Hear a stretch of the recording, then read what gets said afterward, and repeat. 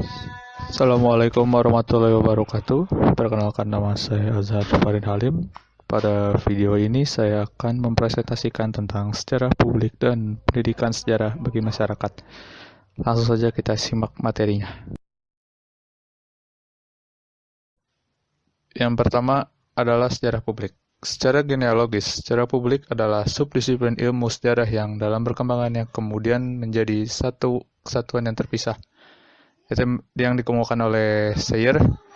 Di negara-negara Amerika, Eropa, dan Australia, bidang sejarah publik bahkan telah menjadi sebuah profesi yang diakui dan telah menjadi sebuah disiplin ilmu akademik di institusi perguruan tinggi.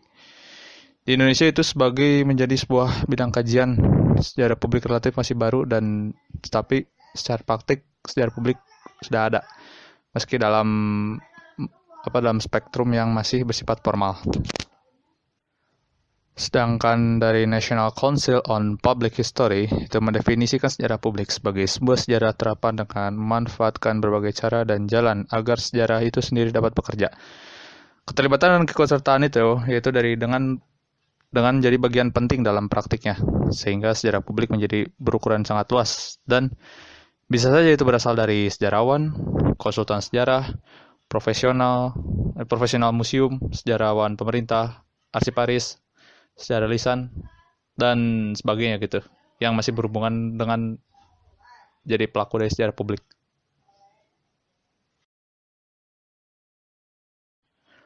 Selanjutnya, menurut Sayer mengukakan setidaknya terdapat 3 pendekatan berbeda dalam sejarah publik. Yaitu yang pertama, adanya sejarah publik yang digerakkan oleh akar rumput dengan gerakan dari bawah ke atas atau yang disebut bottom up. Hal ini biasanya dilakukan secara personal, komunitas atau masyarakat lokal, tanpa inisiasi oleh kalangan profesional. Di Indonesia, tipe ini misalnya dilakukan oleh komunitas seperti komunitas Mapesa atau yang disebut masyarakat pecinta sejarah Aceh, yang bergerak dalam usaha penyelamatan situs-situs sejarah dan memori kolektif masyarakat Aceh. Yang kedua, yaitu adanya pendekatan dengan tipe institusional, yaitu dengan gerakan dari atas ke bawah atau yang disebut top down. Sejarah publik tipe ini biasanya dilakukan oleh museum, pusat warisan budaya, pengelolaan situs arkeologi dan sejarah. Itu misalnya seperti penataan museum, strategi komunikasi, dan publikasi. Yang ketiga dan yang terakhirnya adalah pendekatan riset atau basis penelitian atau yang disebut top down juga. Sejarah publik dengan pendekatan ini biasanya berupa proyek-proyek yang digerakkan oleh universitas, akademisi, dan sejarawan. Proyek riset dalam pelaksanaan itu biasanya melibatkan masyarakat untuk penelitian kesejarahan. Dalam ketiga pendekatan ini itu dapat dijumpai juga dalam aktivitas sejarah publik di Indonesia. Tentu dengan pendekatan ini itu diimplementasikan dengan metode yang sangat beragam dan menyesuaikan dengan situasi serta kondisi masyarakat di mana sejarah publik itu bergerak.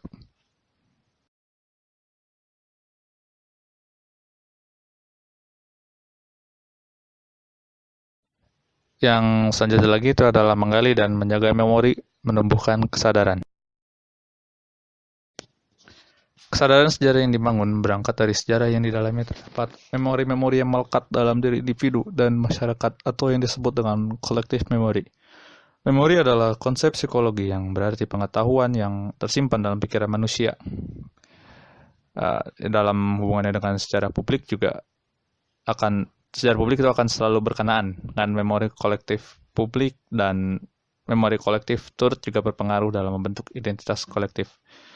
Oleh karena itu, gerakan dalam sejarah publik akan selalu berkaitan dengan usaha penggalian memori melalui berbagai macam sumber, seperti arsip, sejarah lisan, tempat-tempat terjadinya peristiwa bersejarah. Dalam penggalian memori kolektif, keberadaan arsip itu sangat penting, tidak hanya dalam praktik sejarah akademik, tetapi juga dalam sejarah publik. Antara praktisi kearsipan selalu memiliki keterkaitan dengan sejarawan publik yang akan melakukan konstruksi dan bangunan narasi masa lalu. Selain itu juga, usaha membangkitkan dan menguatkan memori kolektif juga dilakukan di tempat-tempat bersejarah. Yaitu sejarah publik memberikan makna pada tempat yang berbagai macam cara dilakukan, dan yang paling banyak dilakukan adalah melalui pelestarian situs, bangunan, dan benda bersejarah. Pelestarian situs sejarah itu dengan menggunakan konsep turisme dan wisata sejarah. Karena akan menjadi populer dan menarik perhatian publik dan menjadikan sejarah menjadi lebih ringan untuk diterima serta dimengerti. Selain itu juga, pemanfaatan sejarah publik juga untuk merevitalisasi kota yang berkaitan dengan memiliki nilai sejarah dan budaya. Pengembangan kota cukup memiliki pengetahuan kesejarahan itu, dari yang masih awam hingga yang bersifat metodologis. Meski begitu, keberadaan sejarah publik yang bersifat swadaya ini tidak dapat diabaikan. Mereka melakukan aktivitas penyelamatan sumber sejarah, benda-benda bersejarah, hingga aktivitas menumbuhkan kesadaran sejarah di ruang publik secara masif dan bersifat sukarela.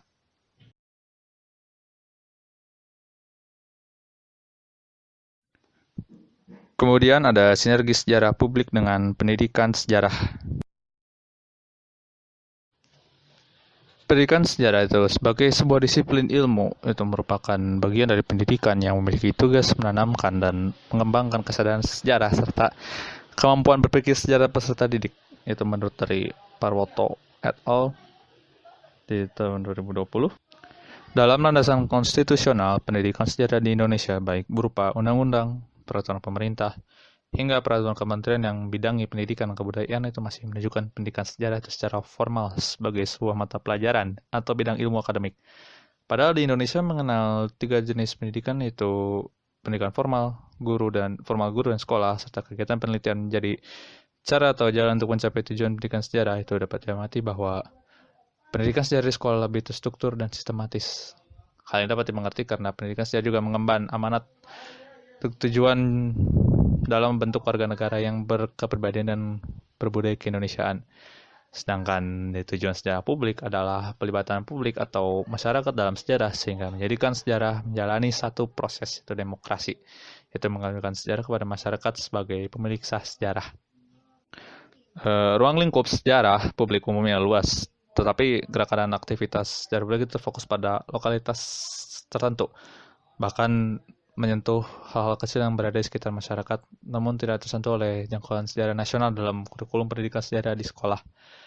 Sasaran utama dari sejarah publik ini yaitu masyarakat yang heterogen, bahkan termasuk peserta didik dan pendidik. Praktik komunikasi massa dengan berbagai pendekatan dan metode yang bervariasi dan fleksibel itu digunakan oleh sejarah publik sebagai upaya mencapai tujuannya. Sejarah publik dalam berbagai aktivitasnya juga memiliki kontribusi dalam menanamkan kesadaran sejarah dan mengembangkan kemampuan berpikir sejarah bagi masyarakat. Meski itu hanya dalam kategori dan dalam bentuk sederhana sekalipun, hal ini juga dimaknai sebagai proses belajar sepanjang hayat di masyarakat dan tidak memiliki batasan waktu selesainya atau long life education, karena sejarah publik itu berada di ruang masyarakat sepenuhnya. Dari perspektif pendidikan sejarah, di beberapa negara-negara maju, di mana sejarah publik telah berkembang dan menjadi bagian yang sama pentingnya dengan ilmu sejarah dan pendidikan sejarah, telah ada upaya kolaborasi sebagai bentuk perluasan sejarah kepada khalayak yang lebih luas, seperti model pembelajaran menjadi layaknya seorang sejarawan, yang mengajak peserta didik memposisikan diri berpikir layaknya seorang sejarawan agar dapat lebih memahami sejarah. Dan ada juga yang melakukan kontekstualisasi sejarah dengan pendekatan sejarah publik agar sejarah menjadi lebih dekat dengan peserta didiknya. Di Indonesia, di mana sejarah publik itu masih sebagai sebuah bidang garapan yang dikatakan masih baru, bahkan masih banyak potensi untuk dikembangkan lebih lanjut, baik itu potensi kolaborasi dengan ilmu sejarah dan ilmu bantu sejarah lainnya, atau juga dengan pendidikan sejarah. Sejarah publik dengan usaha pelibatan publik atau masyarakat dalam proses penggalian dan penyelamatan kolektif dan konservasi situs warisan sejarah dan budaya, dan mengkomunikasikannya itu secara luas melalui berbagai metode dan platform, juga akan menguatkan kesadaran sejarah dan kemampuan berpikir sejarah masyarakat. Dan konsep ini juga dapat dibawa ke dalam kelas, di mana peserta didik juga sebagai produser sejarah dan juga konsumer sejarah juga. Sehingga pendidikan sejarah yang dilakukan oleh sejarah publik itu bersifat komplementer, atau pelengkap atau tambahan dari pendidikan secara formal, tetapi tetap memberikan kontribusi dalam usaha pencapaian tujuan pendidikan sejarah. Itu oleh karena itu, sejarah publik dapat menjadi bagian dari pendidikan sejarah juga di masyarakat secara non-formal juga. Sekian dari video saya kali ini. Mohon maaf apabila materi yang saya jelaskan masih kurang, dan bila ada yang ingin ditanyakan, silakan tanyakan, dan bila ada yang ingin menanggapi video saya, silahkan ditanggapi. Sekian dan terima kasih. Assalamualaikum warahmatullahi wabarakatuh.